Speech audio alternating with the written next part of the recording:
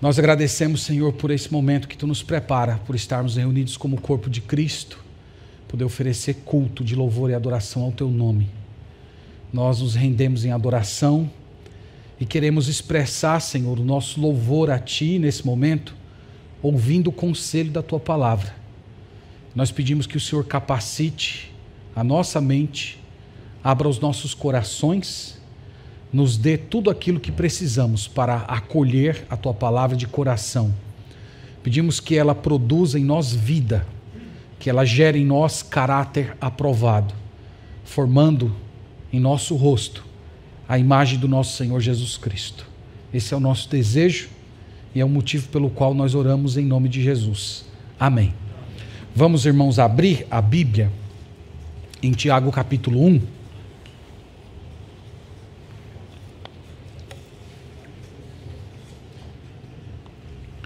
Nós estamos estudando essa epístola há algumas semanas. Hoje é a nossa 8ª exposição em Tiago. Ela é uma das epístolas mais antigas da Bíblia. Ela foi escrita em um contexto muito singular. Tiago era o pastor da igreja de Jerusalém e ele escreveu a epístola para os seus membros que haviam fugido durante a perseguição que foi encabeçada por Saulo de Tarso, da qual Estevão foi morto, e toda a igreja, diz lá em Atos, exceto os apóstolos, partiram de Jerusalém. E Tiago escreveu essa epístola para esses irmãos. O que nós temos visto até agora, irmãos, que tem sido o tema dele nos últimos parágrafos? Ele fala sobre a necessidade de praticar a palavra. Se você olhar, foi isso que nós vimos no verso 22. Tornai-vos, pois, praticantes da palavra e não somente ouvintes, enganando-vos a vós mesmos. Isso foi o que nós vimos na última exposição e tem sido o tema que Tiago vem desenvolvendo. Nós precisamos praticar a palavra e ele faz o contraste entre o que pratica a palavra e o que é o mero ouvinte. Ele vai continuar hoje dentro desse mesmo tema. No entanto, ele vai fazer isso na forma de um exemplo. Ele vai mostrar o exemplo de alguém que não pratica a palavra, que ele vai chamar de falso religioso, de religião vã, e ele vai mostrar também o exemplo do operoso praticante, aquele que de fato obedece à palavra do Senhor. E ele vai utilizar aqui o termo religião. Vamos ler o texto, depois eu vou explicar isso. Vamos começar no verso 26. Hoje a nossa exposição é verso 26 e 27. E ele começa assim no verso 26. Se alguém supõe ser religioso, deixando de refrear a língua, antes enganando o próprio coração, a sua religião é vã. A religião pura e sem mácula para com o nosso Deus e Pai é esta: visitar os órfãos e as viúvas nas suas tribulações e a si mesmo guardar-se incontaminado do mundo. Então, meus irmãos, alguns destaques aqui antes da gente entrar no texto. Primeiro, Tiago usa a palavra religião, e ele usa a palavra religião em um tom negativo e em um tom positivo. Ele fala de uma religião falsa e ele fala de uma religião verdadeira.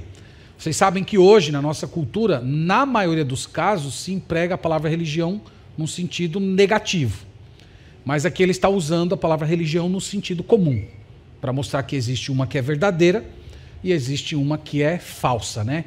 Tem alguns pastores, já escutei pregando, dizendo assim: o cristianismo não é uma religião. Eu tenho um problema porque Tiago diz que existe uma religião pura e sem mácula, né? Então a pessoa tem que redefinir o termo. E a segunda observação, isso é uma continuidade do tema que ele vem falando anteriormente. Ele vem falando de pessoas que obedecem à palavra de Deus, que é a verdadeira religião. E ele fala das pessoas que são meros ouvintes.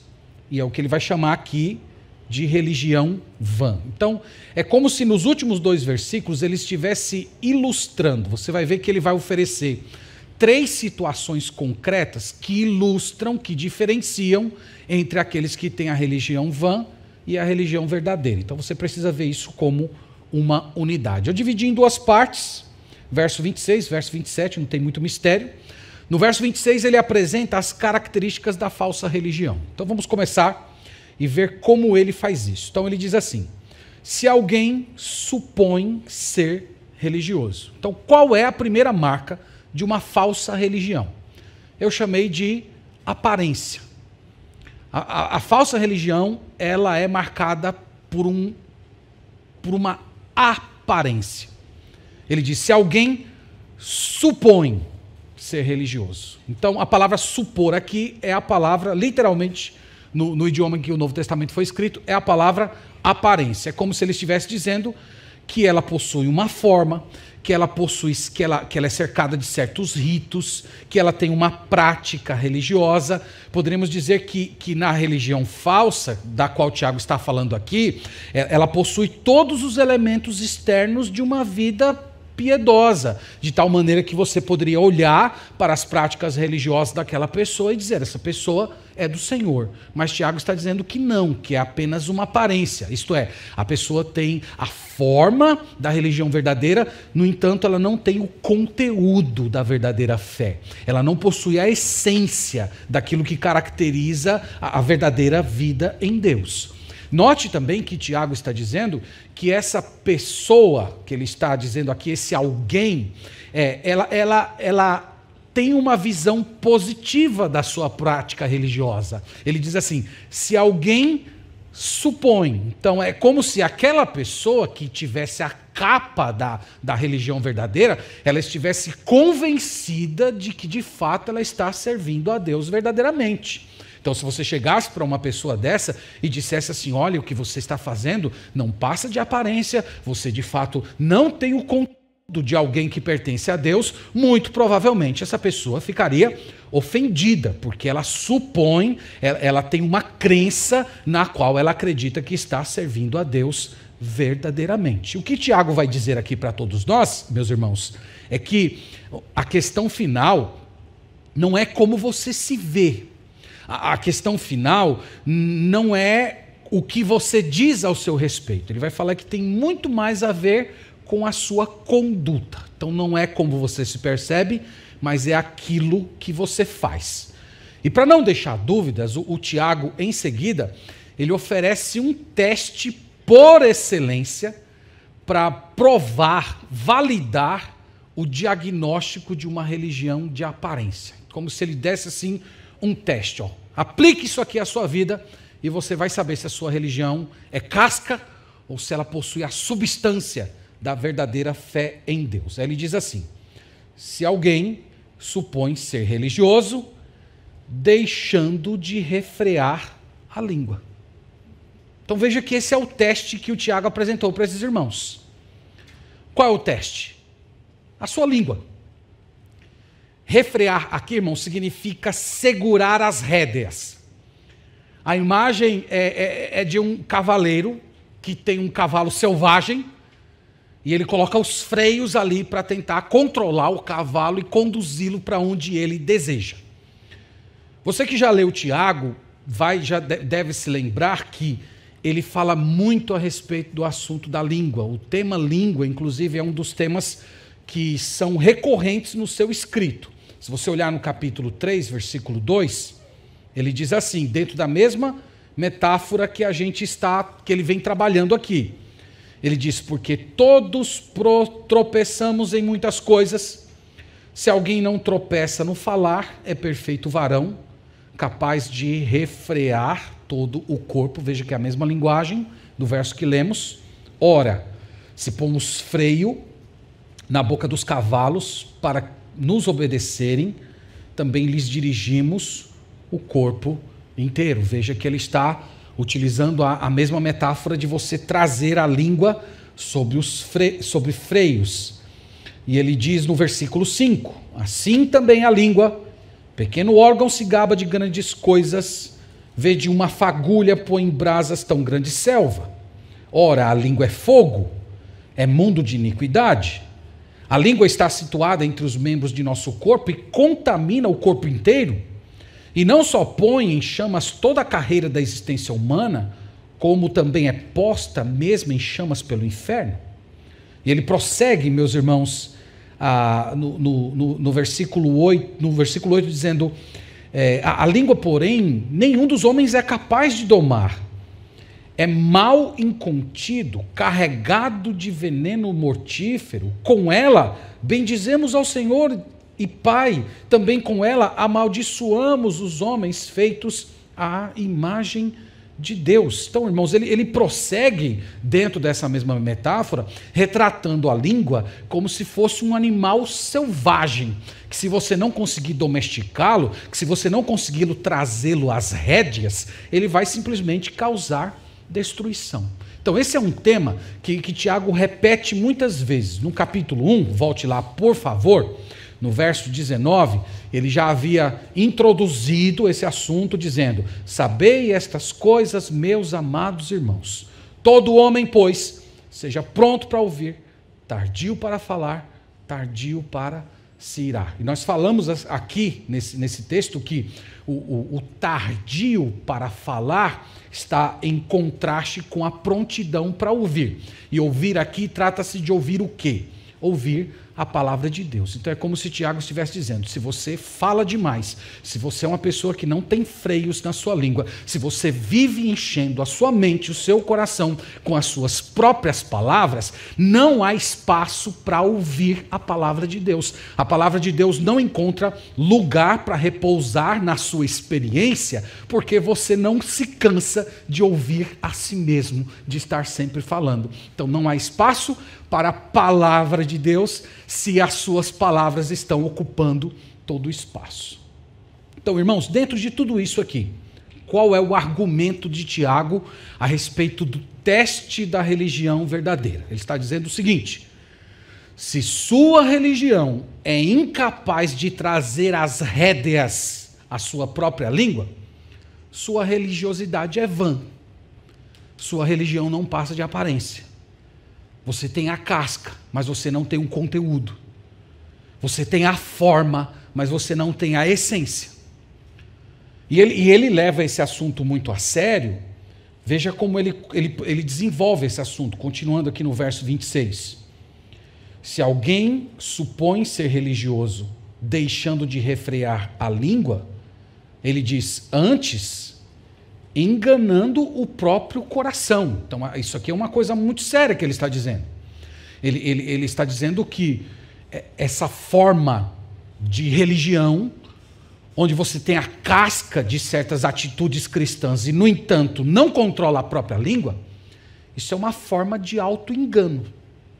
Ele já tinha dito isso no versículo 22, veja lá: tornar-vos, pois, praticantes da palavra e não somente ouvintes, enganando-vos a vós mesmos.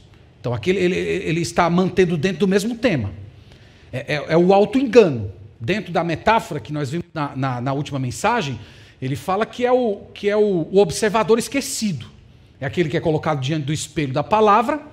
O espelho da palavra mostra lá que ele tem uma língua enorme, que ele não consegue colocar freios na sua própria língua. No entanto, ele sai e ele esquece que ele possui um problema com as suas palavras.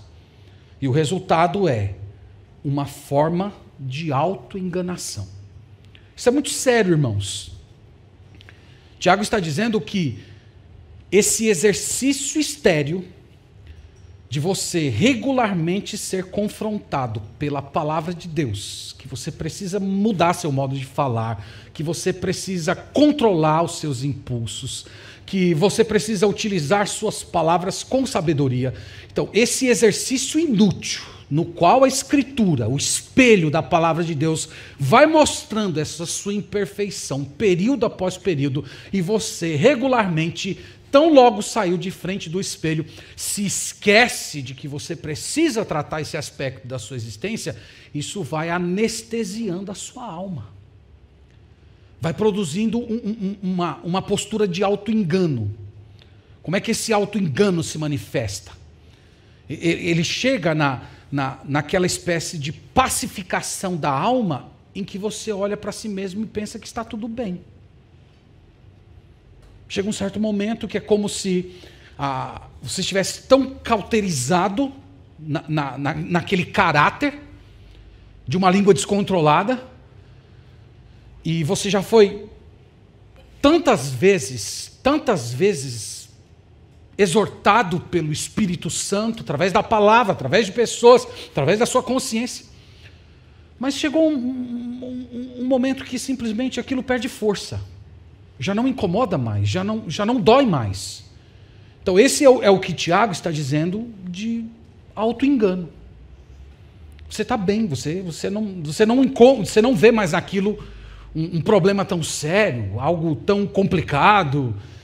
Você se vê como perfeitamente conciliador, você ser uma pessoa descontrolada nas suas palavras e ao mesmo tempo você está aqui glorificando a Deus, você amaldiçoa pessoas, bendiz a Deus, você fala palavrões e no mesmo fôlego você cita o nome de Jesus Cristo, você compartilha fofocas e ao mesmo tempo você está ali tentando trazer uma palavra de motivação. É como se você vivesse uma vida estranha, agindo em certos momentos como se fosse um tipo de diabo, acusador, e no outro momento você está agindo como se fosse um filho de Deus, produzindo graça para as pessoas. E você fica numa boa com isso. É o que Tiago quer dizer com auto-engano. Você está enganando a si mesmo. É uma peça que você está pregando sobre si mesmo.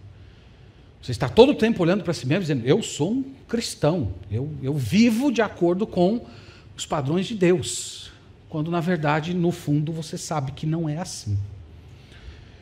Então Tiago diz que, diante desse teste, você pode determinar, olha o que ele diz lá no final do verso, se alguém supõe ser religioso deixando de refrear a língua, antes enganando o próprio coração. E aqui está o diagnóstico do teste. A sua religião é vã. Então ele diz que uma vez que você aplica isso a você vai ter um resultado. A sua religiosidade possui o conteúdo da fé, a substância da fé cristã, ou ela é vã? Essa palavra vã, ela é utilizada em dois sentidos na Bíblia. Ela é utilizada para pessoas que praticam a religião verdadeira de uma forma inútil, e ela é utilizada também para falar de práticas religiões pagãs. Ela é utilizada nesses dois sentidos no Novo Testamento. Então, em Mateus 15, verso 8 e 9, vocês devem lembrar lá, Jesus acusando as autoridades judaicas, citando o profeta Isaías, dizendo assim, esse povo honra-me com os lábios, mas o seu coração está distante de mim. Em vão me adoram, ensinando doutrinas de homens. Então, eles adoravam a Deus, mas era uma adoração vã. Então, eles estavam cultuando o verdadeiro Senhor, mas de uma forma inútil.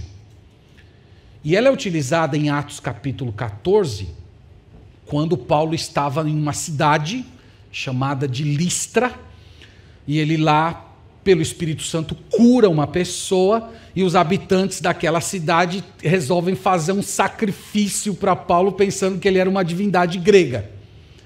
E ele, quando vê aquilo, fica muito escandalizado, e ele diz assim, não façam isso, porque eu estou pregando o evangelho para vocês abandonarem essas coisas vãs. Então a coisa vã ali tem a ver com o paganismo.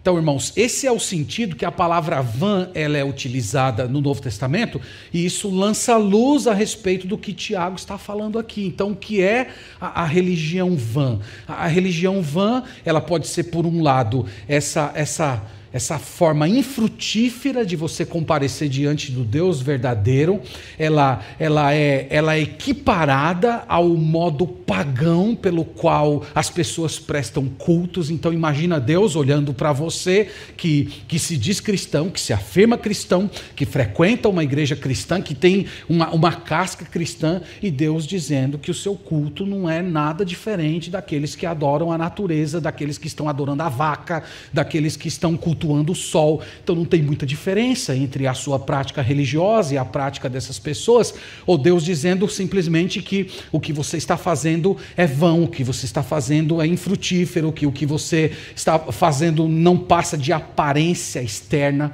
E ele diz, por quê? Porque a sua religiosidade é definida assim, porque você não governa a sua língua.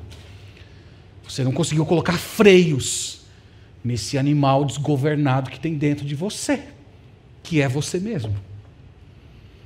Então, irmãos, essa é a manifestação prática, tá? Lembra que Tiago, no verso anterior, tinha dito a respeito das pessoas que praticam a palavra e aqueles que são mero ouvintes. Então, aqui ele está desenvolvendo essa ideia. Ele está dando um exemplo. Onde é que nós encontramos meros ouvintes? Ou observadores esquecidos? Ele diz, nós encontramos a partir daquilo que as pessoas falam. É ali que a gente mede. Agora vamos para as características da verdadeira religião. O contraponto disso aí, que está no verso 27. Vamos até lá. Verso 27. O oposto da religião vã, ele chama aqui, em primeiro lugar, de religião, a religião pura e sem mácula. Então essa é a primeira característica da religião verdadeira. A religião verdadeira, ela é pura e sem mácula. Isso aqui, irmãos, são palavras sinônimas, significa basicamente sem contaminantes. A religião verdadeira, ela não mistura verdade com mentira. Veja que isso é o oposto do que nós falamos anteriormente. A religião falsa, ela é misturada. Então você olha para aquela água, você vê certos traços de pureza, você pode ver até uns peixinhos lá, mas se você olhar um pouco mais de perto, tem contaminação ali. Ele está falando que a religião verdadeira é diferente. Ela é pura e sem mácula, ela é límpida. O que mais que ele diz? Ele diz ainda, a religião pura e sem mácula, para com o nosso Deus e Pai. Isso aqui é uma coisa muito importante. É que ela é definida a partir de Deus. Ela é exercida, em primeiro lugar, diante do Senhor. Lembra lá em Atos 24, verso 16, Paulo dizendo diante das autoridades judaicas assim, eu sempre me esforcei para ter uma consciência pura diante de Deus. Então, a religião verdadeira, ela está ocupada, em primeiro lugar, com a seguinte questão: como Deus me vê? Não é que as pessoas não têm importância, mas em primeiro lugar é isso. Como Deus me vê? Como eu sou diante do Senhor? Então, o que eu faço, o que eu penso quando ninguém está me vendo? Que tipo de pessoa eu sou, que valores eu carrego no coração, que tipo de pensamentos eu me dedico quando ninguém está me vendo, ninguém humano está me vendo, só o Senhor está me vendo. Então essa é a marca de uma religião verdadeira, é essa ocupação interior de que você está em todos os momentos na presença de Deus e você vive para o Senhor antes de qualquer coisa que você faça para uma comunidade. E esse Deus, irmãos, a quem servimos, Tiago diz que ele avalia a pureza da nossa religião a partir de 2 critérios. Veja que ele enumera 2 aí, muito simples. A religião pura e sem mácula para com o nosso Deus e Pai é esta. Primeiro, visitar os órfãos e as viúvas nas suas tribulações. Então esse é o primeiro critério. Ele ofereceu anteriormente o da língua. Agora ele fala de visitar os órfãos e as viúvas nas suas tribulações. Meus irmãos, esses eram os 2 grupos mais vulneráveis da igreja primitiva. E poderíamos dizer que eles estavam entre os mais marginalizados da antiguidade. No primeiro século, o índice de mortalidade infantil era muito alto. Isso fazia com que muitas mães não tivessem filhos, né? Gerassem filhos, mas não vissem aqueles filhos crescer para cuidar deles na velhice. No primeiro século não existia aposentadoria. Aposentadoria é você cuida dos seus filhos enquanto eles são incapazes e depois os filhos cuidam de você quando você se torna incapaz. Então muitas mães geravam filhos e não viam filhos crescer. Mortalidade infantil, muitas doenças e guerras que aconteciam na antiguidade. E segundo, era a própria expectativa de vida que era muito baixa. Então, no primeiro século, uma pessoa vivia menos de 40 anos. Então, isso produzia uma quantidade imensa de pessoas órfãos. E no caso desses irmãos aqui, nós já falamos, aconteceu o fenômeno da perseguição. Então, nesse processo de fugir, coisas terríveis aconteciam, como assaltos, assassinatos. Então, muito provavelmente nessa comunidade havia muitos órfãos e viúvas. E o que Tiago está falando aqui é que a prova da religião verdadeira era justamente o zelo por essas pessoas que estavam em situação de muita exposição. Nós poderíamos dizer, irmãos, que cuidar dos órfãos e das viúvas na igreja do primeiro século era uma das maiores demonstrações de amor sacrificial. Porque você estava doando de si mesmo, doando a sua casa, às vezes abrindo sua casa para acolher uma pessoa como se fosse um ente da família, e fazendo isso por alguém que não podia retribuir.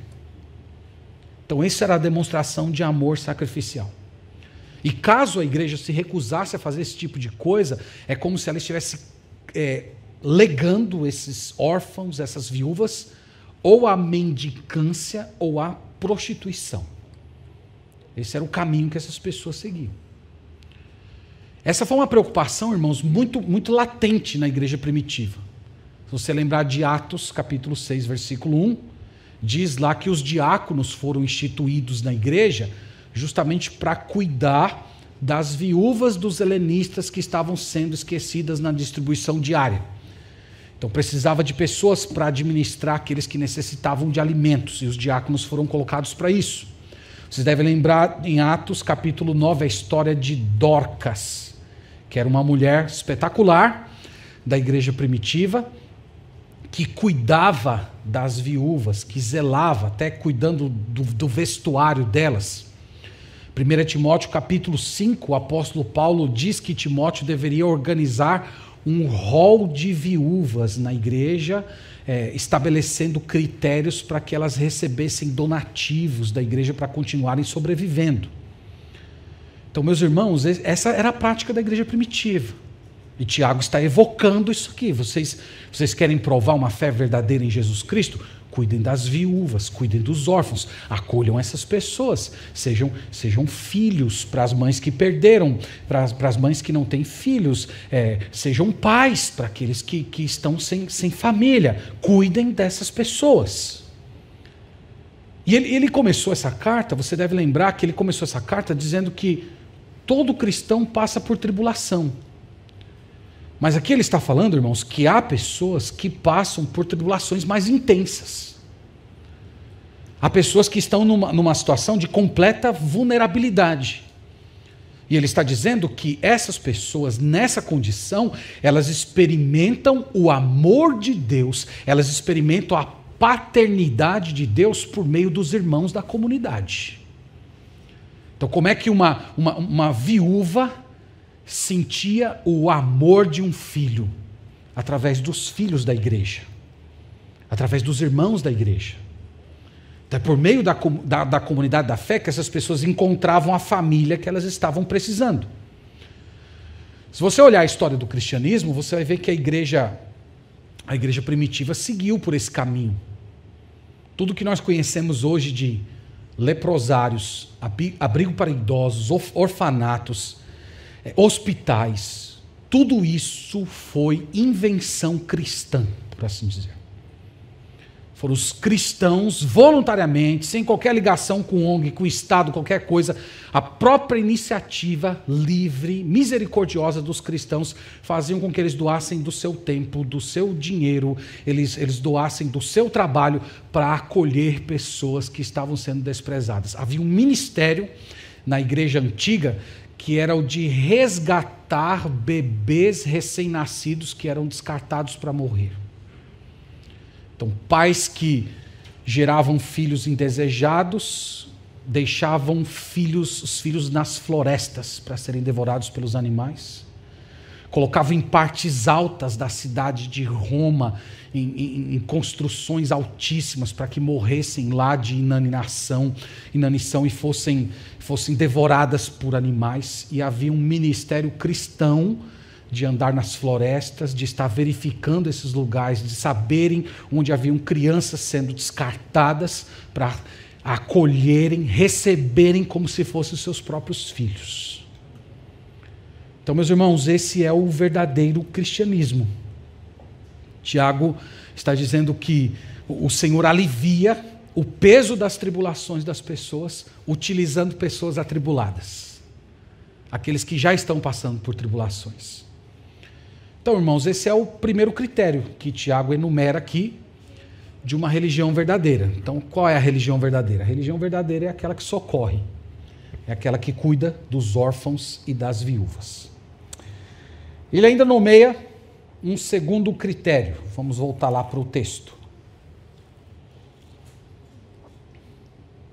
Ele diz: a religião pura e sem mácula para com o nosso Deus e Pai é esta: visitar os órfãos e as viúvas nas suas tribulações, em primeiro lugar. Segundo, e a si mesmo guardar-se incontaminado do mundo.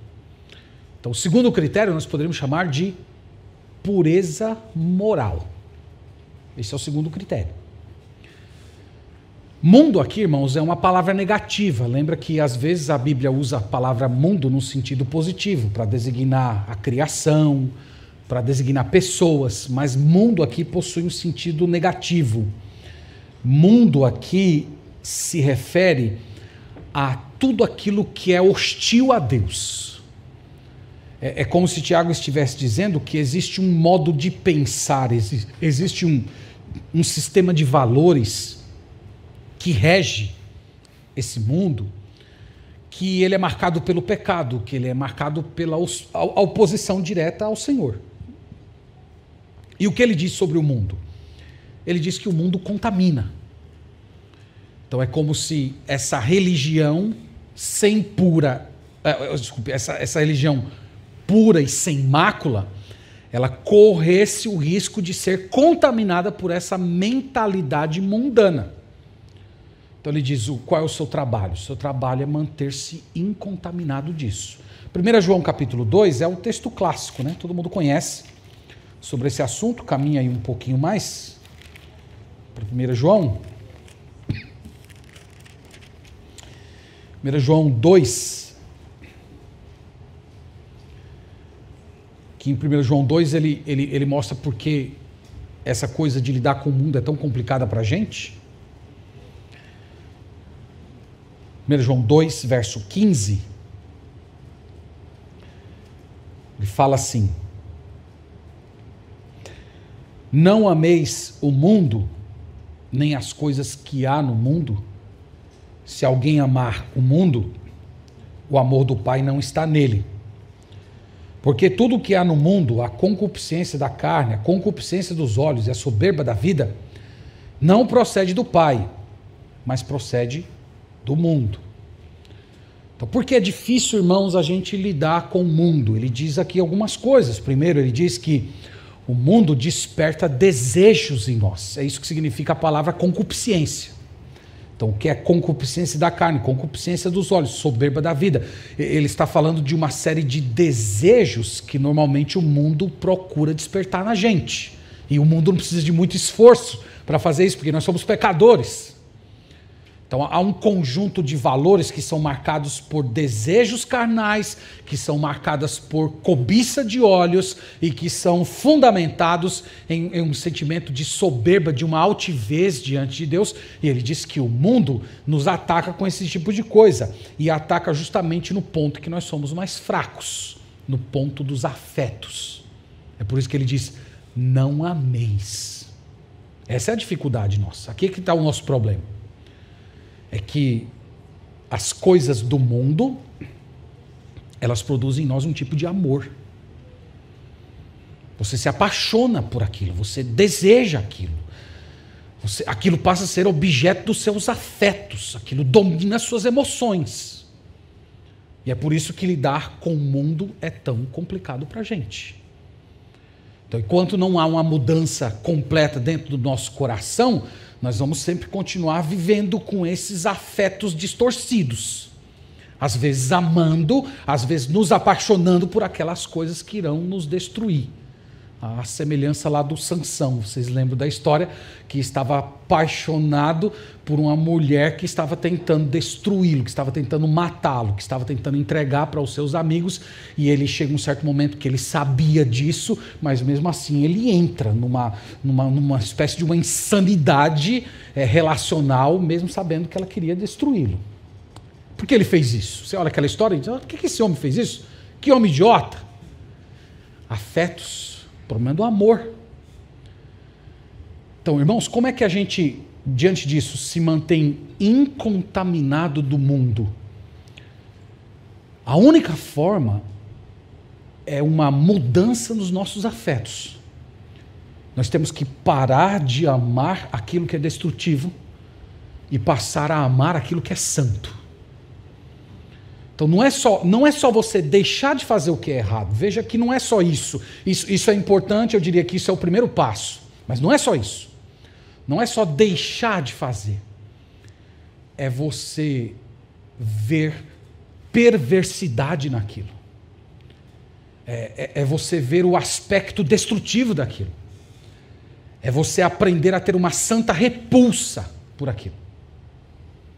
Eu tenho um irmão que eu acompanho, ele não é da nossa igreja, e por isso que eu me sinto à vontade para falar, e eu venho acompanhando ele já há alguns anos, e ele tem uma luta contra um determinado tipo de pecado, né? Um pecado, diria, vil, né? Todo pecado é vil, mas tem certos pecados que numa escala de vileza, eles estão lá embaixo, e uma das coisas que eu tenho percebido nesses anos com ele é isso, que ele deixou o pecado.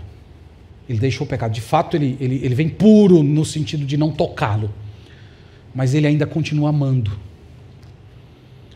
Ele ainda não mudou por dentro. Ele alterou o aspecto externo. Isso é uma coisa boa, pela qual nós devemos glorificar a Deus. Mas não é suficiente para atingir o que está sendo dito aqui para o João. Não é só deixar, mas é você não amar.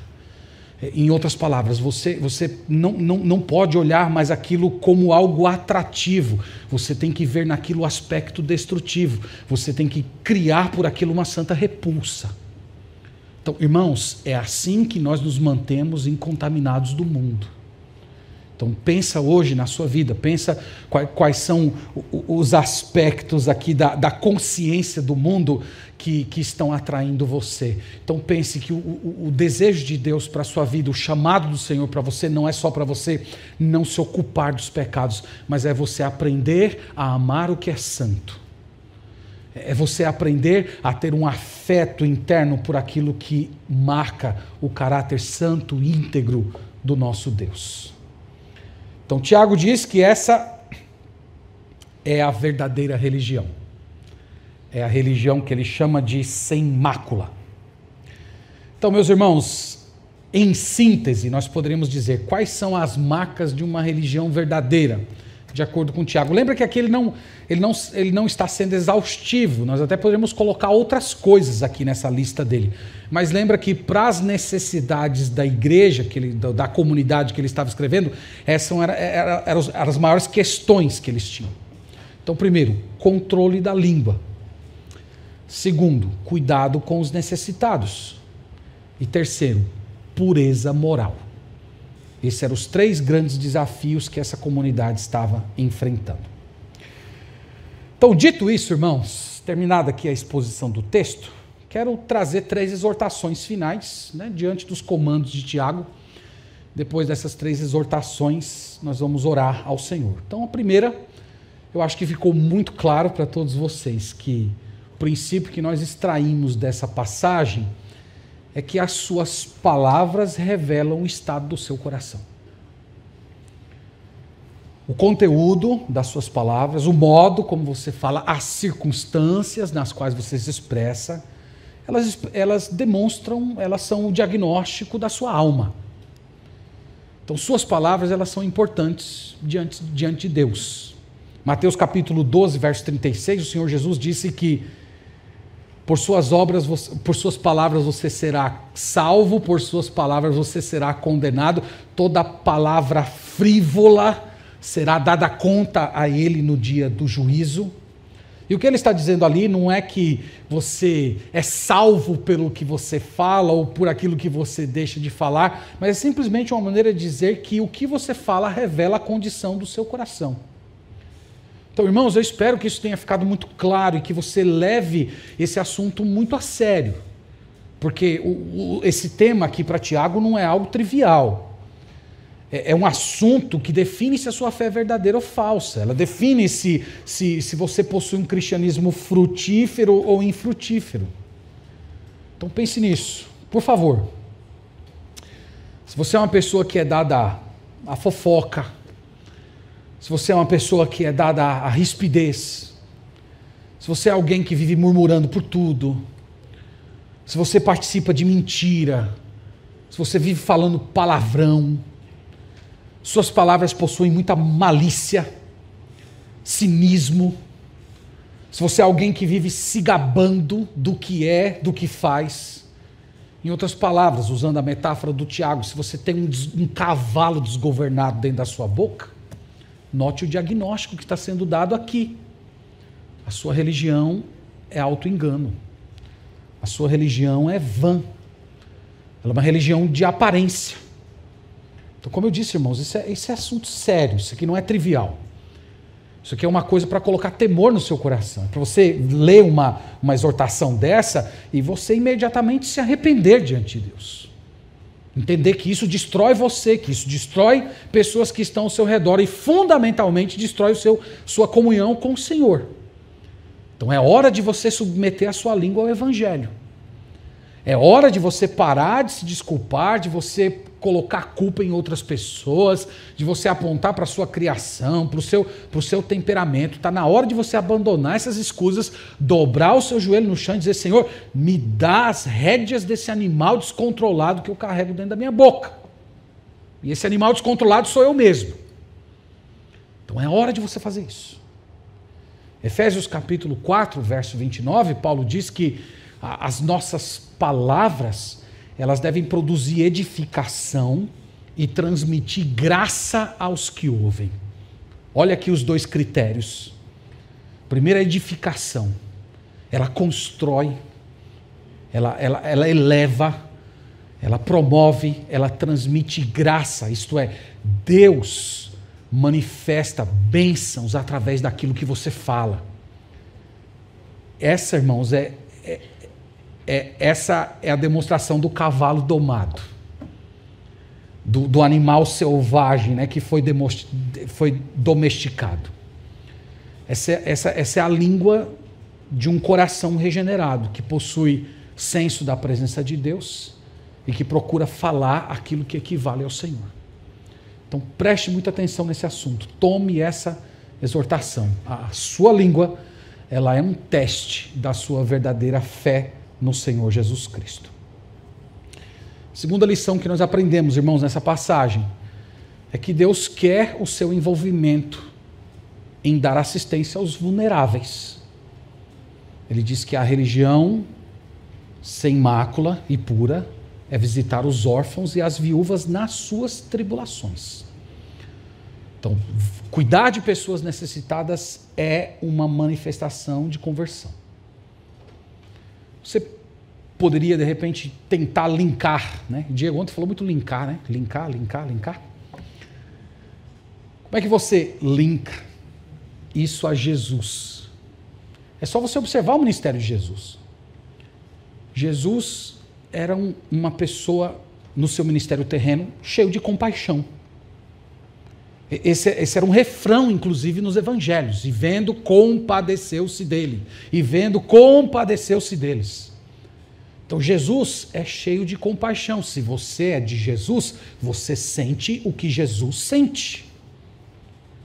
Então, Deus, irmãos, estabeleceu essa dinâmica na igreja. Deus estabeleceu esse ambiente no qual a compaixão divina chega até as pessoas por meio de nós. Então a minha pergunta é: onde é que você está nessa questão? Você poderia dizer: pastor, mas eu sou uma pessoa muito atribulada, eu já tenho muitos problemas na minha vida. Você acha que Tiago está escrevendo aqui para pessoas que estavam numa boa? Você acha que ele estava escrevendo para pessoas que estavam cheias de dinheiro no bolso? Que eles estavam escrevendo para pessoas que não tinham dificuldade nenhuma na vida? Lembra que ele está escrevendo para uma comunidade que havia fugido e deixado todas as coisas espalhadas pelo mundo da época. É como se ele estivesse dizendo: no meio das tribulações de vocês, vocês vão socorrer os que estão mais atribulados. Então, lembra, meus irmãos, que nós socorremos as pessoas pela fé. O que significa isso? É que eu não preciso ter todos os meus dilemas resolvidos para tentar acolher alguém que está com dilema. Que eu não preciso estar completamente resolvido na minha vida financeira para poder socorrer alguém que está passando fome. Que eu não tenho que ter todos os meus traumas relacionados com família devidamente organizados para que eu vá socorrer uma pessoa que está tendo problemas familiares. São no meio das tribulações que nós somos chamados a socorrer aqueles que estão mais atribulados. Então nós nos entregamos a Deus, irmãos. Nós fazemos isso pela fé, crendo que o Senhor vai nos usar, crendo que a graça de Deus será derramada por meio de nós para as pessoas que necessitam. Então pense nisso. Onde é que você está nesse assunto aqui? Você conhece as viúvas da nossa igreja? Você conhece as pessoas que não têm uma estrutura familiar da nossa comunidade? Os órfãos. Você conhece aqueles que possuem famílias disfuncionais? Então, Tiago está dizendo que a verdadeira fé cristã acontece quando nós estamos exercendo esse ministério de cuidado uns pelos outros. Então, está na hora de você sair um pouco de si. Já passa da hora de você deixar um pouco as suas necessidades de lado, seus dilemas de lado, e você ir atrás de servir. E talvez você experimente uma das coisas mais gloriosas da dinâmica da vida cristã, que é enquanto você vai ajudar os outros a curar suas próprias feridas, o Espírito Santo de Deus vai curando as suas próprias. Então faça isso, se disponha a servir ao Senhor e a cuidar de quem precisa. Permita que o coração de Jesus molde o seu coração. E você vai se encher de compaixão e começar a se sentir responsável por aqueles que estão padecendo. E em terceiro lugar, irmãos, proteja a si mesmo da contaminação do mundo. Tiago deixou isso muito claro. Que há uma espécie de um veneno espiritual que está embutido nos interesses da sociedade que nos rodeia. Nós respiramos, irmãos, os valores do mundo a todo momento. Todo momento. O mundo ele está revolvido com coisas boas. Tem muitas coisas boas que Deus nos deu nesse mundo. Deus nos deu família, Deus nos deu entretenimento, Deus nos deu trabalho, Deus nos deu amigos, Deus nos deu relacionamentos. Tem tanta coisa boa que existe nesse mundo. Mas os valores do mundo, eles permearam, eles se misturaram com tudo isso. Então você precisa manter-se incontaminado com relação ao mundo. Se você pegar o sistema educacional, seu sistema de educação, tem valores do mundo lá. Se você pegar as suas redes sociais, basta você abrir as redes sociais, você vai ver mundanismo do início ao fim. As pessoas com as quais você convive, na faculdade, no seu trabalho, você senta para conversar com aquelas pessoas, você percebe a mentalidade mundana ali. E se você não tomar cuidado, você vai respirando esses ares, você vai aspirando o mundanismo e imediatamente ídolos, aparentemente inocentes, vão sendo erigidos no seu coração. Poderíamos citar amor ao dinheiro, um apego excessivo a entretenimento, sensualismo, lascívia, luta por poder, fama, espírito individualista. Irmãos, essa mentalidade faz parte do que foi dito aqui por Tiago de mundanismo. E essa batalha de se manter pura, ela acontece sobretudo na sua mente. Eu espero que isso tenha ficado muito claro depois de ler 1 João. Ela ocorre dentro de você. ela ocorre nos seus afetos. Ela ocorre a partir de uma necessidade que você tem de aprender a amar a Deus. É assim que você vence o mundanismo. Portanto, cerque-se do que é verdadeiro, cerque-se do que é justo. Não tem condição de você fugir do mundo. Onde você vai, a mentalidade do mundo está lá. Mas você pode não se contaminar. Você pode, enquanto convive nessa sociedade caída, você nutrir profundos afetos pelo Senhor. Você tem um amor tão grande pelo Senhor que molda completamente os seus valores, os seus planos, os seus sonhos, a sua conversa, a sua influência. E isso, irmãos, simplesmente flui de dentro de você e você abençoa as pessoas por onde estiver. Então peça hoje a Deus para Ele sondar seu coração. Senhor, se eu aspirei os ares desse mundo, mostra para mim. Às vezes essas coisas estão escondidas na nossa alma, nós não percebemos. Mas peça a Deus para sondar o seu coração e tome decisões piedosas. Peça a Deus para sondar a sua alma e quando Ele mostrar, tome decisões piedosas. Decida lutar contra a mentalidade do mundo. Então, irmãos, essa é a exposição da palavra de Deus. Que o Senhor nos abençoe. Nós precisamos muito disso aqui. Essa é a típica mensagem que nós poderíamos dizer que é muito maior que o mensageiro. Porque eu estou na mesma batalha que vocês. O pastor também luta com a língua, né? O pastor também luta. O pastor também luta com cuidado das pessoas. Às vezes se perde tantas atividades e ignora a gente que está sofrendo. O pastor também está sendo cercado pelo mundanismo. O mundanismo chegou no ministério pastoral também, produzindo certos desejos, certas aspirações, certos troninhos que os pastores precisam se sentar para serem relevantes. Estamos juntos, tá bom? Nessa batalha. Deus abençoe a todos nós com a graça do Senhor. Que Ele tenha misericórdia de nós e encha o nosso coração de amor por Deus. Vamos orar. Obrigado, Senhor, por Tua palavra. Louvado seja o Teu nome. Como nós precisamos do Senhor, Pai. Como nós precisamos de um coração novo, de uma nova mentalidade. Como nós precisamos de poder do Senhor para controlar as nossas palavras.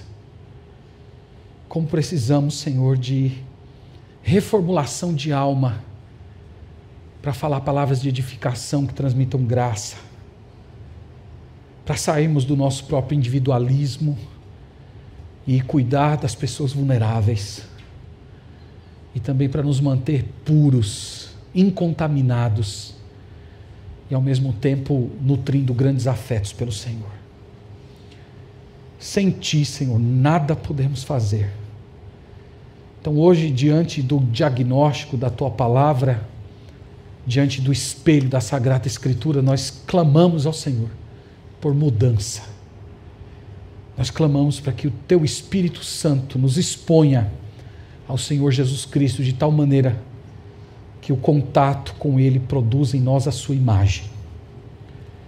Dá-nos, Senhor, palavras como a de Cristo. Dá-nos compaixão como a de Cristo. Dá-nos pureza como a de Cristo. Nós necessitamos disso, Pai. E rogamos que por Tua graça o Senhor nos atenda nessa oração. Pedindo isto tudo no nome de Jesus. Amém.